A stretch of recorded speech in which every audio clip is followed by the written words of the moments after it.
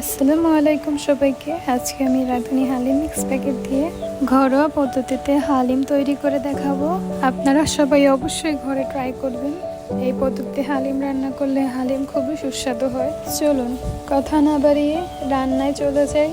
প্রথমেই আমি এখানে পেঁয়াজ দিয়ে খুব সুন্দর করে বেরেস্তা করে নিয়েছি। 1 কেজি খাসির গোস্তকে ভালো করে ধুয়ে আমি একটি কড়াইয়ে নিয়ে নিয়েছি। এরপর পেঁয়াজ বেরেস্তা দিয়ে দিয়েছি অর্ধেকটা। তারপর কুচি করে রাখা পেঁয়াজ, কাঁচামরিচ সেগুলো দিয়ে দিয়েছি। এখানে পেঁয়াজ আমি 1 কাপ দিয়েছি, 4-5টা কাঁচামরিচ কুচি করে দিয়ে দিয়েছি।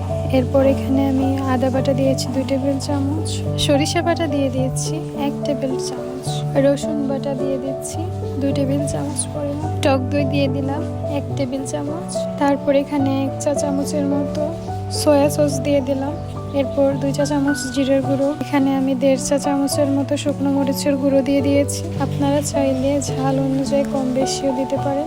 1/2 চা চামচ হলুদের গুঁড়ো দিয়েছি, যেহেতু হলুদের রঙটা খুবই ভালো সেহেতু বেশি দেওয়ার প্রয়োজন হয়নি। তারপর এখানে আমি পরিমাণ মতো লবণ দিয়ে দিয়েছি। তারপর এখানে দারচিনি, এলাচি, তেজপাতা, লং দিয়ে দিয়েছি। 1/2 চা চামচের মতো রাঁধুনি গরম মশলার গুঁড়ো দিয়ে দিয়েছি।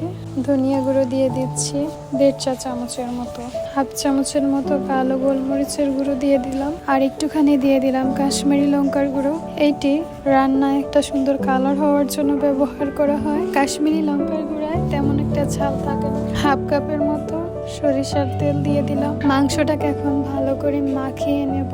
মাংসটা মাখানোর সময় আমার হঠাৎ মনে হলো যে রাঁধুনি হালিম মিক্স প্যাকেটের মধ্যে একটা প্যাকেট থাকে ছোট মশলার, ওইখান থেকে 1 চা চামচ মশলা আমি দিয়ে দিলাম। যেহেতু এক্সট্রা মশলা ইউজ করেছি তাই বেশি দেওয়া যাবে না।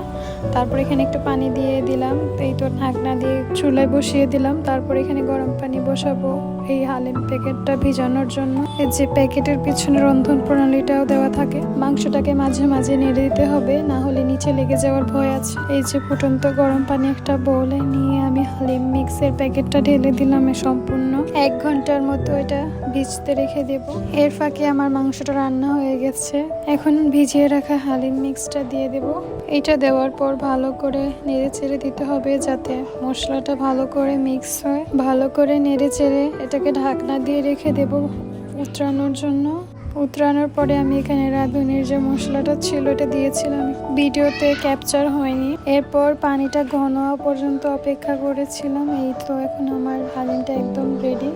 লাস্টে আমি একটু ধনিয়া পাতা, একটু আদা আর একটু পেঁয়াজ বেরেস্তা দিয়েছিলাম। এই তো একটা বাটিতে নিয়ে একটু পরিবেশন করে নিলাম। আমি শুধু পেঁয়াজ বেরেস্তা, ধনিয়া পাতা আর আদাই দিয়েছি। আপনারা চাইলে শসাও দিতে পারেন, এটা যার যার ইচ্ছা মতো। তো এই তো রেডি আমার হালিম।